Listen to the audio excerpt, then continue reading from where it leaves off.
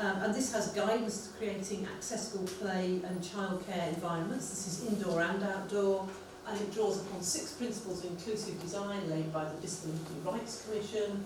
So ease of use, freedom of choice and access to mainstream activities, diversity and difference, legibility and predictability, quality and safety. So again, there's not, some of this is about what you might allow to happen in a design space. It is still not saying, here's some ways to design it. So although it's inclusion by design, again, I think I expected it might have more guidance in it rather than being looking at some of these other barriers perhaps. Now, Learning Through Landscapes is an organisation, did I mention them the other day, who work with schools to try and make school outdoor spaces more educational. And they have done some work, and they talked about some of the design elements and the sort of people who might benefit from improved design, and they talk about people with mobility and visual impairments. But adding to some of those lists of earlier, there's hearing impairments, and children with brittle bones, which nobody has mentioned before, and children who bruise easily. So these are things that we might not necessarily think about. And they do suggest some design elements that might provide inclusive play for children. They're talking about mobility and sensory and learning difficulties and mental health issues. So, let's look at some academic literature, because some of what we've been looking at is policy type documents, and they seem to be not pinning down, I think, what the design approaches might be. So some of the academic literature begins to talk about more detail that I think that as designers we might be interested in. So access, about getting into a play environment. Something about the activity when you're in a space of what you can do, and each child's ability to take part in an experience once you've got there. So it's getting there, then doing something when you're there, and enabling an individual to engage with others in activities. So thinking back to that school playground where children were not able to engage with other children because the school made them late onto the playground, even if they weren't doing it on purpose, is what was happening. So being able to experience play with other people, or perhaps using the particular bits of play equipment or whatever. So engaging in activity there. And then having variability within the space is important, so that this gives everybody the opportunity to choose from a range of options and find something that they can do. And this is something that one particular set of authors have been thinking about. Access, activity and variability are very important. Other academic literature has actually looked at particular impairments and what this might mean for people. Now, some people, I think that we should just think holistically about disabled people and disabled children, but I think, and some people criticise me to say, I think we need to deconstruct it a bit so that we can better understand what people need, or how we should accommodate what their needs are when we design. So if people have physical impairments, they may have reduced mobility. If they have cognitive impairments, they may have difficulty understanding the complexity of play. If children have socio-emotional impairments, they may have difficulty starting or sustaining social interaction. Children who are autistic or on the autistic spectrum may have difficulties with social interaction and verbal and non-verbal communication difficulties. And another author talks about how autism can result in lower levels of social interaction because of communication difficulties. So similar, but slightly differently worded, these last two ones. If we just look at autistic spectrum disorder, where there's a piece of work that explains very carefully what they think is needed for children who are on this disorder. And so they need some level of physical challenge, so they need props to support imaginative play, and group and social play is greater where those props exist. They need something of a layout with structured movement, so it shouldn't just all be completely random. There needs to be some familiarity about it. There needs to be areas with lookout points so that children can play without the need to interact. So sometimes the autistic children want time away from everybody else. They need space for themselves, or they get very anxious. And this sort of variability should allow children to choose the activities so that they have as much choice as anybody else. It minimises distress, because sometimes autistic children get stressed at the thought that they might have to do something that they don't feel comfortable in doing. And it also helps to maximise their enjoyment, which surely is what we're all about on this. So conclusions for this part of the lecture are that I don't think there is one specific perfect solution for designing inclusively for children, but we can develop a better understanding for those who design such outdoor spaces, because there is evidence there. I think we sometimes need to draw on the theories of play and childhood and disability and understand them. I think some of the barriers, we've talked about social and institutional barriers, but some of those include the knowledge about how we should design. We know that there is some guidance and some academic knowledge that exists. And I think therefore that perhaps the real issue is that people who are in practice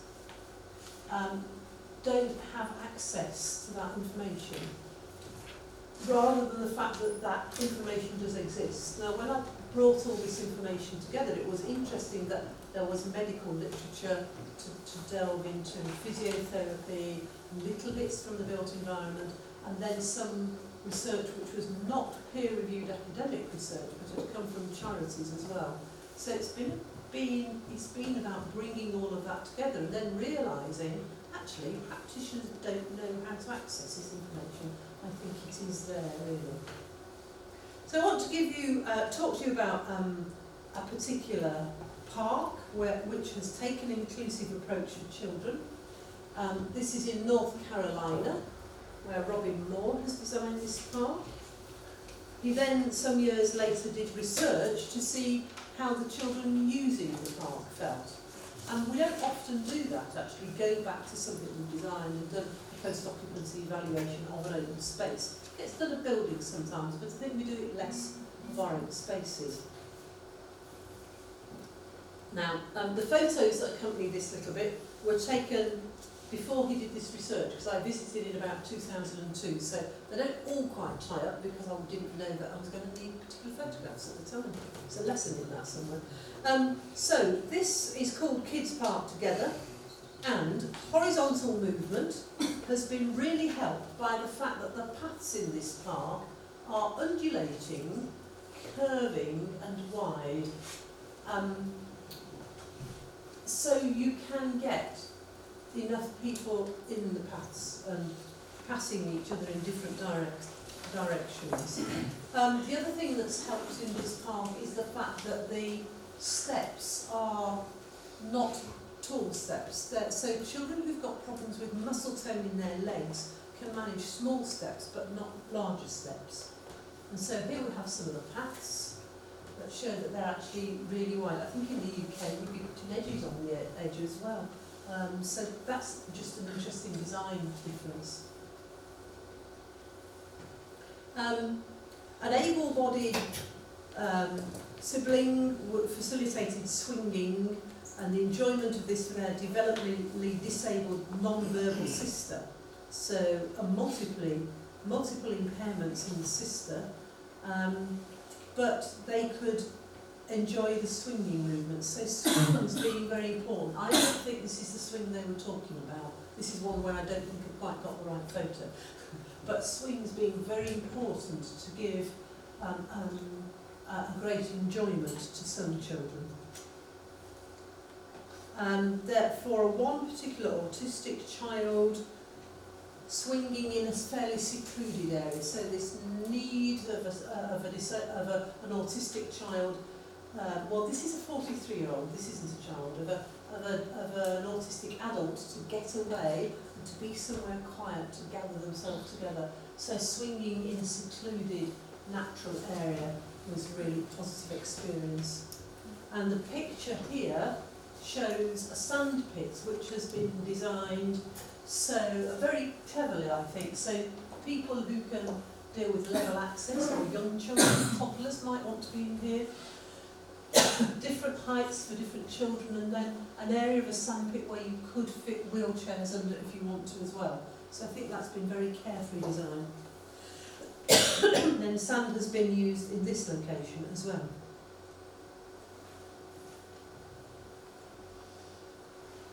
A blind child saying that they like the swings and the slides and the overhead glider because of the motion that it gives them, and that they really enjoy that. Some kinesthetic stimulation, so that the slide and the fireman's pole giving another child a really great experience.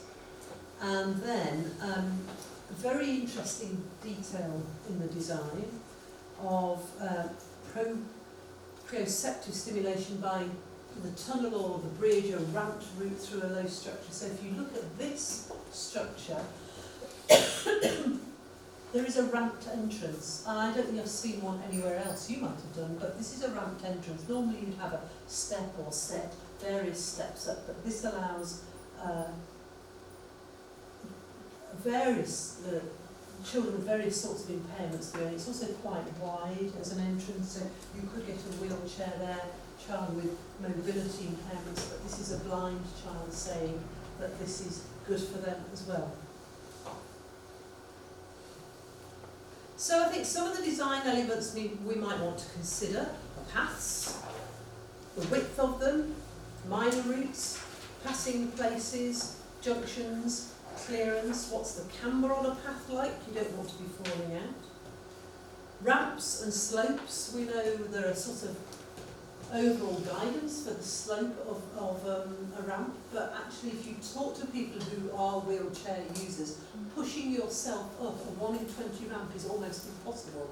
It's all right if you've got a motorised wheelchair, and I've told my family if I ever need one, that's what I would like, please. But to actually physically push yourself up, you must get very strong hand muscles, I think. But these ramps are very difficult. Even a 1 in 12 is hard to push yourself up. Steps to be considered carefully. So we usually talk about risers and treads of 150. Do you do that here? Similar sort of dimensions. But a bigger tread is much more comfortable for people. And even as I get older, I'm finding a bigger tread's easier. And also there's a need to consider handrails, and this has come from some work done by James Stoneham, who has worked through Learning Through Landscapes and then moved to a charity dealing with issues for disabled people. So these are some detailed elements that we consider. Sensory. We talk about sensory, but what do we mean when we're designing? So we're talking about looking and seeing, colour and shape and movement, contrast and patterns. Listening and hearing, we can have movement of leaves, mobiles and things hanging up, which I think you do more than we do anyway. You can have water, and water is really important as a sound for people to listen. One of the focus groups we did, the one person just said they know where they are in the park by the water, hearing the water. I think this was a blind person. They knew where they were because they could hear the water. Feeling and touching things, so texture isn't just about perhaps nice plants and bark of trees and perhaps sculptured, but actually on the paving as well. And I've seen some examples where children love to feel different textures under their feet, and that really helps them. Smelling and tasting, flowers and fruits. And then another sensory issue is this thing about orientation and gravity and balance, so paths and things to stand on and things to climb on. And then there's also some thinking in Jane's work about having cause and effect, so having sculptures that you can interact with, having buttons or things that you press and something happens. If you press this, what happens? So these are all sensory issues, and I think very much as landscape architects we forget about these a lot of the time. So we're going to move on a bit from just thinking about children, because an inclusive city isn't just about children. And here we have a little corner of the street. Looks to me like that's been quite inclusive. People sat out there having a nice time. You might look at details again. Oh, the slope and the steps aren't terribly helpful. But there are people there in the city, and there are people here in another small space, just taking time out and chilling. What I want to move on to talk about is older people, because often older people have impairments, and the more older people we have in our communities and societies, the more impairments there will be, and we will have to learn how to cope with in our built environment. If you think back to the early table of the UK impairments over the 3 years, some of those were increasing. And I think the next time that those statistics are made public, which I would imagine they weren't every 5 years, they were a bit variable, they will be soon, I think some of those will have gone up a lot because we have got an increasing ageing population. So I think some of those multiple impairments that people have will be increasing. And we are increasingly in our country talking about dementia as an issue. We have not talked about it for a long time, and yet we need to. And I think you may not know what happens in dementia, and it says the brain deteriorates, different parts of the brain deteriorate, and at the minute there's no medication that can change it. There are various medications that try and delay the symptoms a bit, but they only work at some stages of dementia. But some of the early signs can include memory issues. Now, we all have memory issues. So just because I can't one day remember where my keys are, or where did I put my union card, which I need for the photocopier, it's usually buried in the paper. I try and put it in one place so I remember on my desk where it is, but still sometimes. That's not what we're talking about. Those are things that we all do. That's why some people have hooks for keys, so they know where they are. But sometimes dementia can result in general mental fatigue. There are other things that can do that. So diagnosing it is very difficult, I think, for doctors. But it begins to impact on some people's ability to carry out their daily tasks, and it can affect their personality. And I think this latter thing is something that we don't often talk about. It also can affect people's behaviour. So there are different forms of dementia, and sometimes it can actually bring out what's called the negative traits of people's personalities, which can be a shame, and behaviour can change. People can become aggressive. People who haven't been aggressive can become aggressive, and sometimes people become very calm, and sort of anything can happen and nothing flusters them. None of us know what it's like to have dementia, because people with it can't tell us in the advanced stages. And in the early stages, we are beginning to, I think, understand a little bit more by talking more openly in our society about it anyway. So, typical early symptoms are regularly forgetting recent events and names and faces, becoming increasingly repetitive, so sort of saying something and then saying it 2 minutes later, or asking the same question over and over again. Confusion about the time of day or the day of the week or time of year. Being disoriented, especially away from normal surroundings. So one of the key issues for people with dementia and older people who might just be losing a bit of memory anyway is about familiarity. So they might get lost. They might have difficulty finding the right words as that bit of the brain struggles. There might be mood or behaviour problems. Some people might become disinterested in what's happening, or become irritable, or lose confidence. And what we know is that something like Alzheimer's and dementia get worse over time, but that speed of change varies between people, partly because different types of dementia happen in different ways. But I think we need to have a little understanding of it, because if we're building our cities and we're going to have increasing numbers